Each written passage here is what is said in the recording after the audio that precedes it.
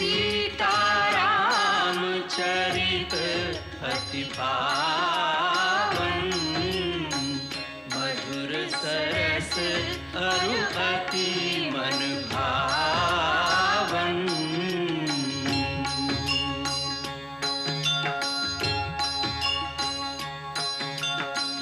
पुनि पुनि कितने हो सुने सुनाए,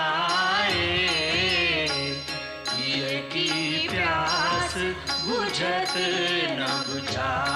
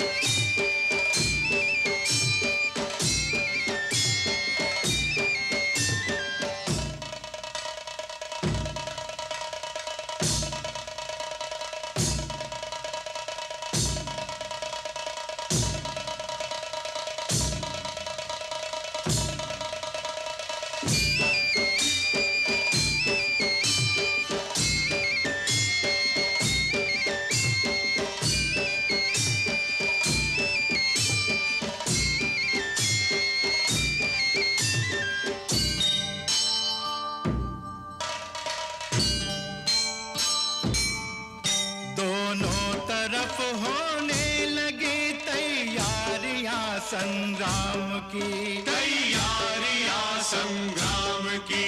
उस ओर रावण जय सबल हित सुदृढ़ सेना राम की, हित सुदृढ़ सेना राम की। जयकार सैनिक कर उठे निज स्वामियों के नाम की, निज स्वामियों के नाम की। वह पूर्ण होगा राम से अभिलाष है जिस काम की, अभिलाष है जिस काम की। वह पूर्ण होगा राम से अभिलाष है जिस काम की, अभिलाष है जिस काम की।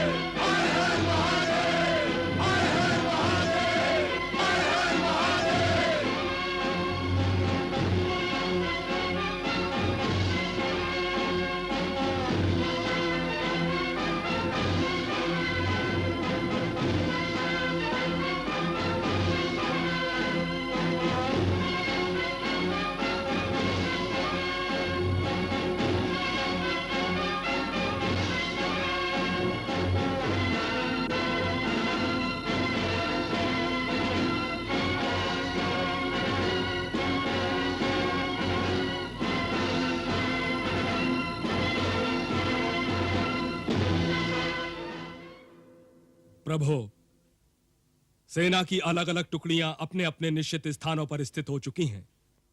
हमारे युद्धपति और सेनापति अपने अपने बताए हुए निर्धारित मोर्चे पर आपकी आज्ञा की प्रतीक्षा में खड़े हैं। आपका संकेत मिलते ही आक्रमण आरंभ हो जाएगा। अब आप निश्चय कीजिए कि पहला धावा किस ओर से किया जाए।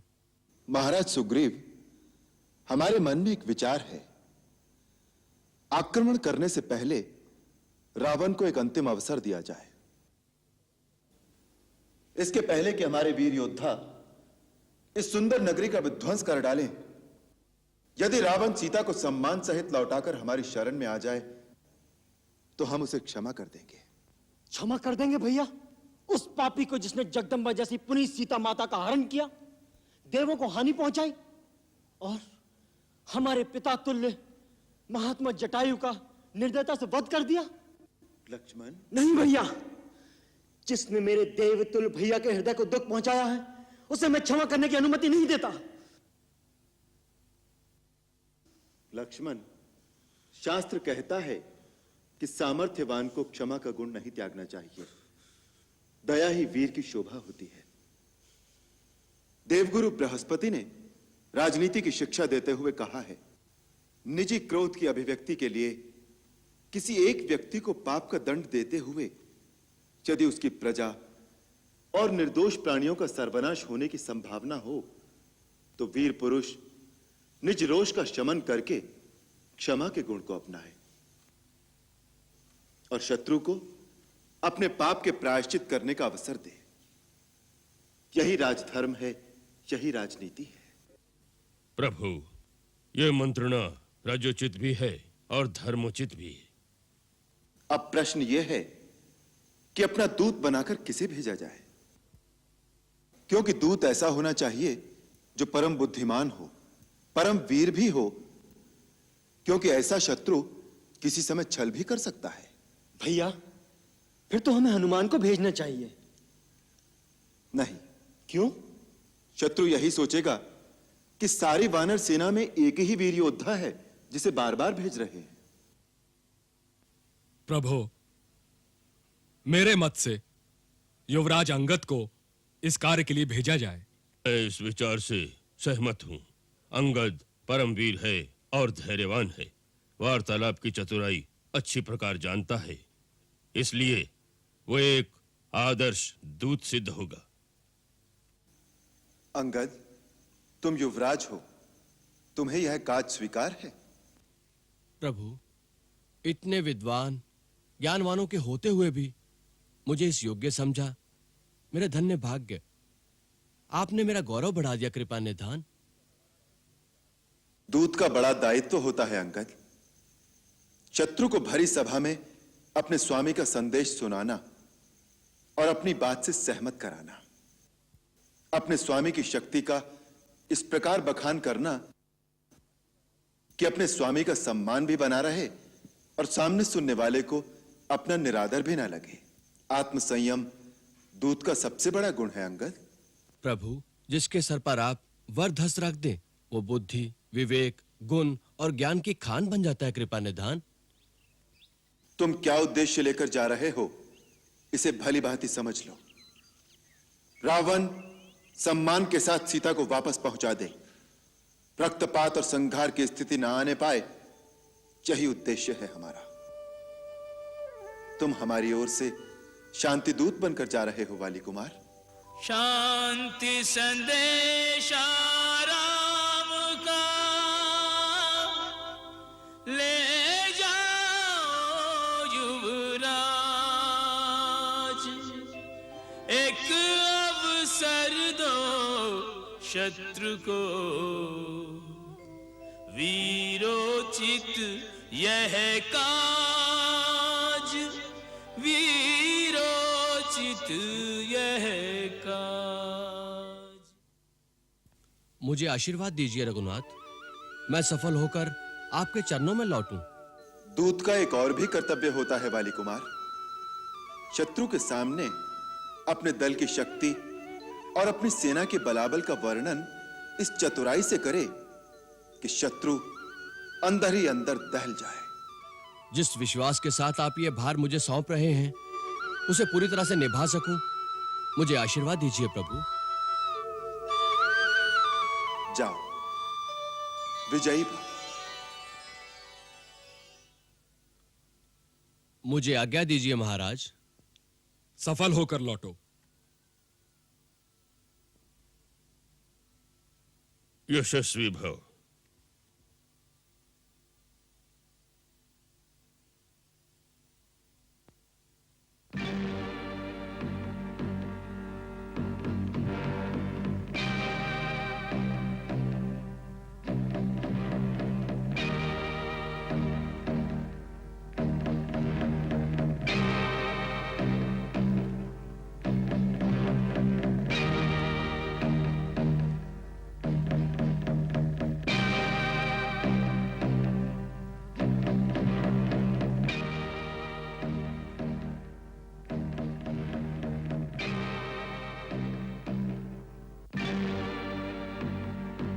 सावधान! कौन हो तुम? राजदूत। किसका राजदूत? अपने स्वामी श्री राम प्रभु का दूत। आने का उद्देश्य लंका नरेश रावण को अपने स्वामी श्री राम प्रभु का संदेश देने। वहीं खड़े रहो। सेनापति की अनुमति मिलने पर ही आगे बढ़ सकोगे। मैं अनुमति की प्रतीक्षा करूंगा। कौन है? शत्रु का दूत है। शत्रु का दूत है, सेना नायक को सूचित कर दो। शत्रु का दूत है, सेना नायक को सूचित कर दो। शत्रु का दूत है, सेना नायक को सूचित कर दो। शत्रु का दूत है, सेना नायक को सूचित कर दो।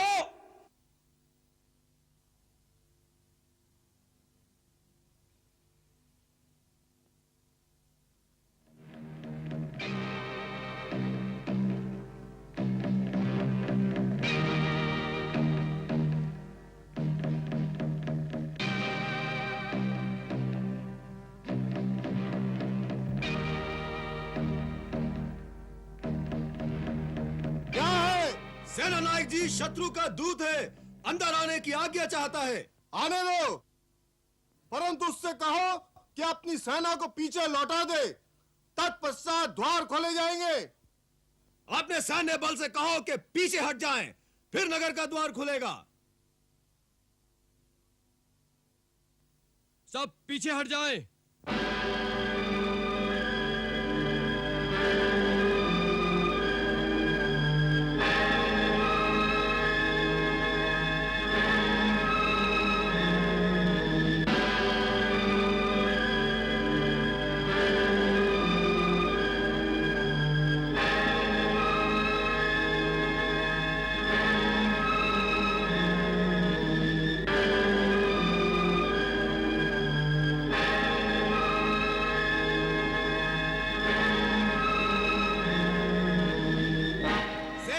चली गई है, द्वार खोल दिए जाए।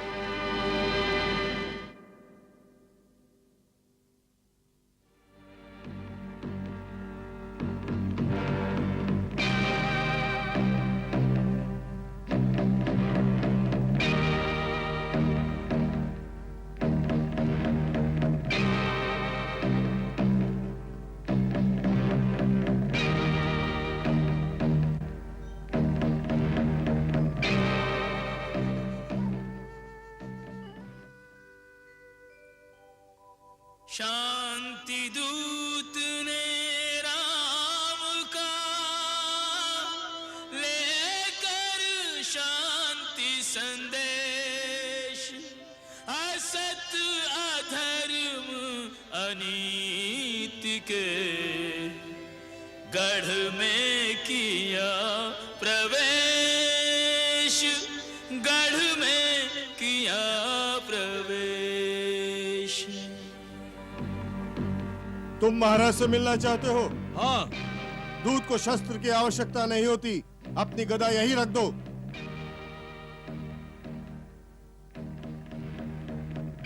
जय श्री राम।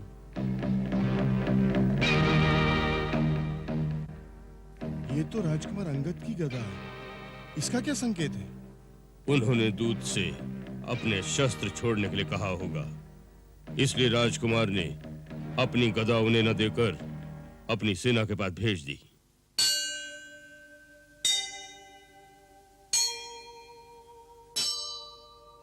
महाशक्तिन को यह ध्यान रहे, पृथ्वी पे वृथा विध्वंस न हो, कोई न अकाल मरे जग में, और वंश कोई निर्वंश न हो, को नीति अनीति में भेद करे, यदि राम सरीखो हंस न हो, पृथ्वी धस जाए रसातल में, पृथ्वी पे जो धर्म को अंश न हो।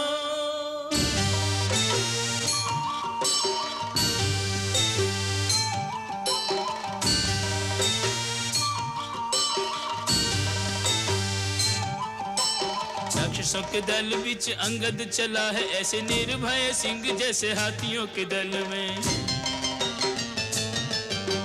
साहस अपार लिए राम का आधार लिए, कूद पड़े जैसे कोई सागर अतल में,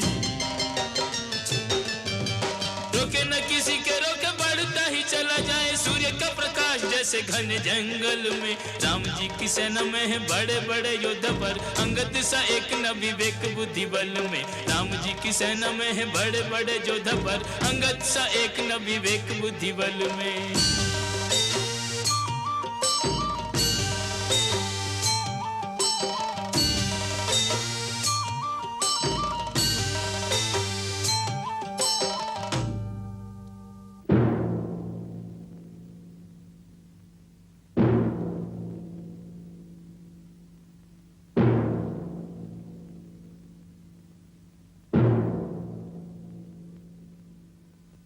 लंकेश्वर की जय हो।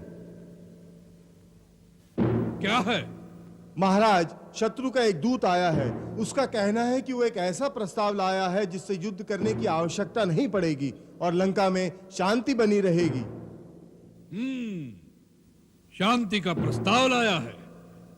वाह राम, युद्ध से पहले ही शांति दूत भेज दिया। अभी तो हमारी चंद्रहास की चमक तुमने देखी ही नहीं, पहले ही डर गए।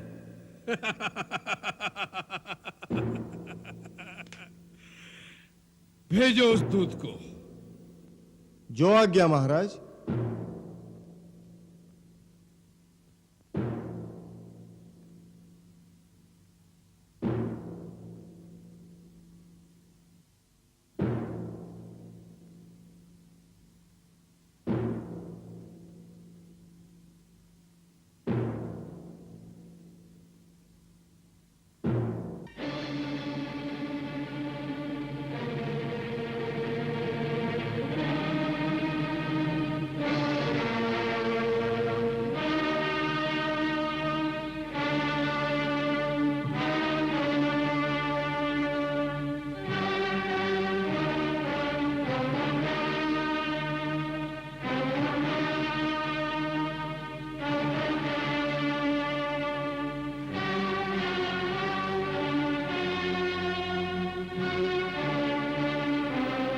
वानर, कौन हो तुम और क्या संदेश लेकर आए हो? महाराज, सभ्य देशों के राज दरबारों का विधान है कि दूसरे राज्य से आए हुए राजदूत का आदर करके पहले उसे आसन दिया जाए, फिर सम्मान सहित उसका आतिथ्य करके उससे उसके आने का कारण पूछा जाए। मूर्ख, इतना भी नहीं जानते कि राजदूत उसे कहते हैं जिसे किसी राजा ने भेजा हो। जंगल से आए हुए किसी भिखारी के भेजे हुए वानर को राजदूत नहीं कहते। आप राजा की बात करते हैं लंकेश्वर? मैं जिनका दूत हूं वो तो राजाओं के भी राजा है, राजेश्वर हैं। वो केवल इस भूमिखंड के ही नहीं वरन तीनों लोकों के स्वामी हैं। देवताओं, वेदों और विधि के भी वही नायक हैं। मैं उन्हीं त्रिलोकेश्वर का, श्री राम का राजदूत हूं। वह हरि है, हर है या ब्रह्मा है? कौन है वह? तुम इतने बड़े बड़े वार्तालाप जिसके लिए सुना रहे हो, उस तुम्हारे राम की वास्तविकता केवल इतनी ही है कि वह एक भटकता हुआ वनवासी है जिसे अपने राज्य से भी निकाल दिया गया है। बताओ, उस भिखारी ने क्या संदेश देकर भेजा है तुम्हें? महाराज रावण, आपने मेरे स्वामी राज राजेश्वर श्री राम का अपमान किया है, इसलिए मुझे नियमानुसार इस सभा से चला जाना चाहिए। राजदूत का सम्मान उसके राजा का सम्मान होता है, इसलिए राजदूत का प्रथम कर्तव्य है कि वो अपने सम्मान की रक्षा करे, क्योंकि मेरे अपमान का अर्थ होगा मेरे स्वामी राज राजेश्वर श्री राम का अपमान। इसलिए मेरे लिए अब दो ही रास्ते हैं। पहला तो ये कि जहां मुझे सम्मान पूर्वक आसन नहीं दिया गया, मैं उस सभा से ही चला जाऊं। परंतु जो मैं संदेश लाया हूं वो इतना महत्वपूर्ण है कि उस पर लंका निवासियों और सारी राक्षस जाति का जीवन और मरण निर्भर है। इसलिए मेरे लिए दूसरा रास्ता यही है कि मैं इस सभा में अपने लिए एक राज्योचित आसन स्वयं ही निर्माण कर लूं, जिस पर सम्मान पूर्वक बैठकर मैं अपने राजा का संदेश आप तक पहुंचा सकूं। जय श्री राम।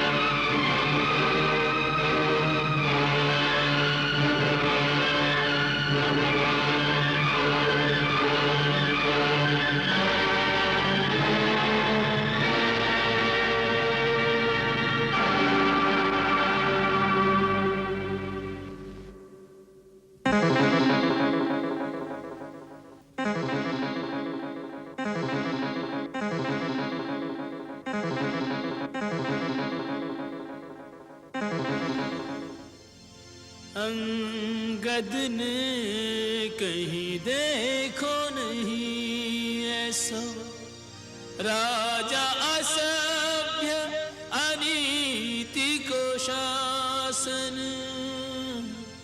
तीनों लोक के राजा के दूत को बैठन को नहीं देत जो आसन, आग लगी अंगद के अंग में, सुन अभिमान भरे संभाषण, पूछ बिना कहीं पूछ न होती सो, डार लियो निज पूछ को आसन, डार लियो निज पूछ को आसन।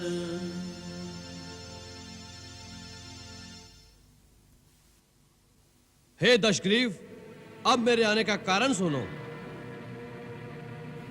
मैं आपके हित और भलाई के लिए श्री रघुवीर का दूत बनकर आया हूं।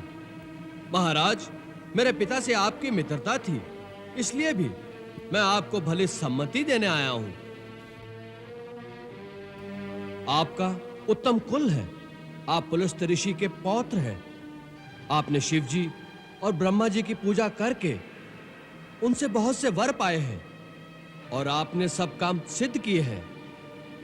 उसी शक्ति से आपने समस्त लोकपालों को भी जीत लिया है, परंतु फिर आपने किसी संगदोष अथवा कुमति के कारण उन शक्तियों का दुरुपयोग करके ऋषि, देवता, गंधर्व, अप्सरा, नाग, यश और राजाओं का बड़ा अपराध किया है। उसी राजमत से अंधे होकर आप अब जगत जननी सीता जी को हर लाए हैं। जब पाप कर्म इस प्रकार अपनी पराकाष्ठा को पहुंच जाते हैं तो दैवी शक्तियों को पाप का नाश करना ही पड़ता है, परंतु उस नाश के साथ ही पापी की घोर दुर्गति होती है। उसका अंत बड़ा भयानक होता है और मृत्यु उपरांत उसकी दशा अत्यंत दुखदायी होती है। आपके पाप आज आपको उसी सीमा पर ले आए हैं। मैं आपके हित के लिए आपको यही परामर्श देने आया हूं कि यही एक ऐसा क्षण है जब आप चाहे तो श्री राम से क्षमा मांगकर उनकी शरण में चले जाएं। श्री राम की यह आन है कि सच्चे हृदय से शरण में आने वाले के दोषों को नहीं देखते। जिसने शरण में आकर पुकारा कि मेरी रक्षा कीजिए, प्रभु मेरी रक्षा कीजिए, ऐसी आर्त पुकार सुनते ही प्रभु अपने शरणागत को अभय प्रदान कर संसार के समस्त दुखों से मुक्त कर देते हैं। उनके बाणों में तीनों लोगों को एक साथ भस्म कर देने की शक्ति होते हुए भी वो एक सच्चे वीर की भांति दया को नहीं छोड़ते।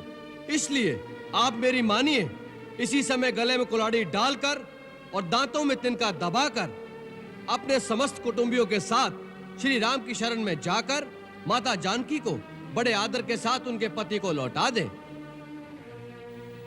श्री राम ऐसे उदार और कृपालु हैं कि आपके क्षमा शब्द कहने से पहले ही वो आपको क्षमा कर देंगे। अच्छा, हमारे क्षमा मांगने पर वे हमें क्षमा कर देंगे, इस बात का तुम हमें विश्वास दिलाते हो? हम सीता को लेकर अपने कुटुंब सहित दांतों में तिनके दबाए उनसे क्षमा मांगने के लिए इतनी दूर उनके शिविर तक जाएं और वे हमें क्षमा न करें और बंदी बना ले तो सारा जग हम पर हंसेगा। इस बात का विश्वास हमें कैसे हो? महाराज रावण, प्रभु पर विश्वास रखना ही पड़ता है। जिसे प्रभु पर पूर्ण विश्वास नहीं होता उसे प्रभु की प्राप्ति कभी नहीं हो सकती।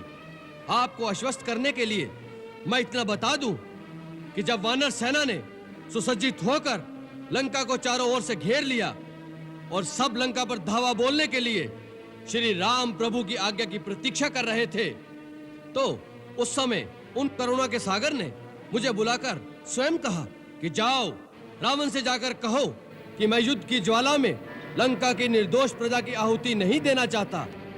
यदि वो जानकी को पूरे सम्मान के साथ मेरे हवाले कर दे तो मैं अभी उसे क्षमा कर दूंगा और लंका से वापस चला जाऊंगा। मैं शांति चाहता हूं। तुम मेरे शांति दूत बनकर महाराज रावण के पास जाओ।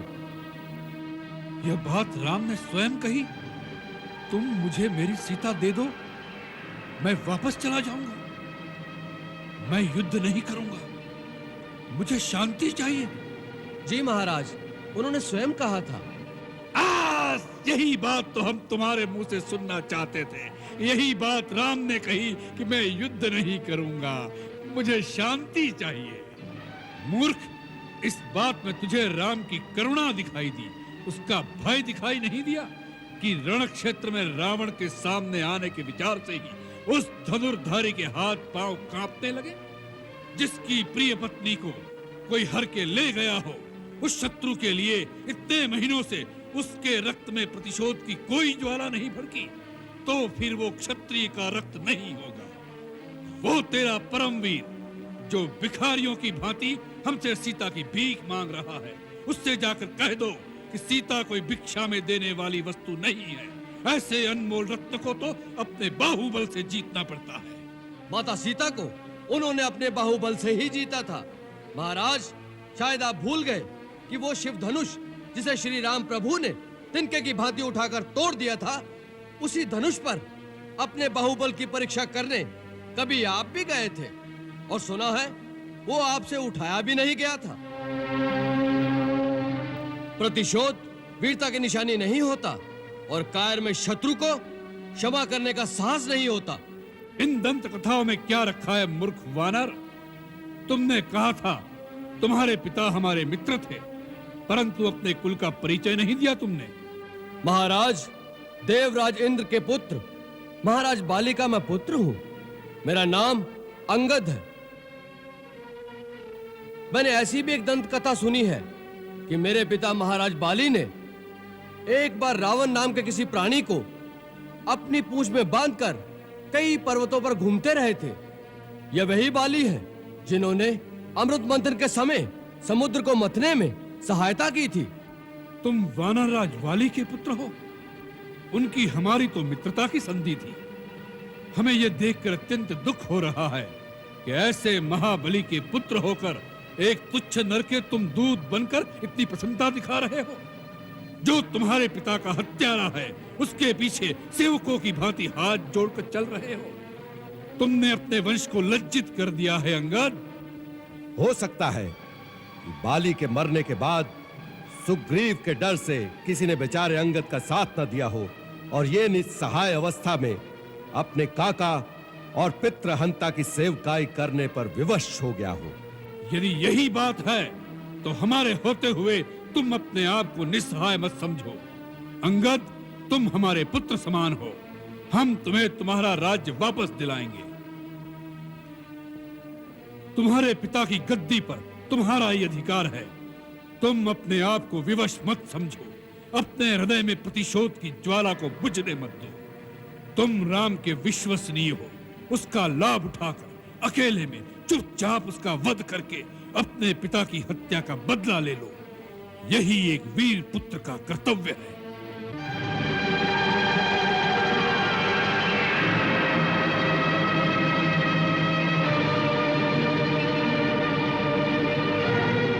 मंगल भवन अमंगल हारी, प्रभु सुदशरथ अजिर बिहारी।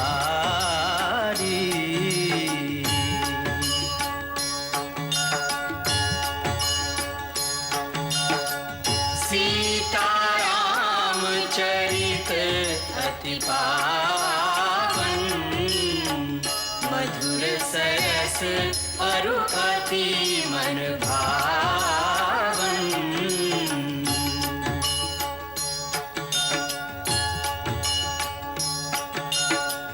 पुनि पुनि कितने हो सुने सुनाए, ये की प्यास बुझत न बुझाए।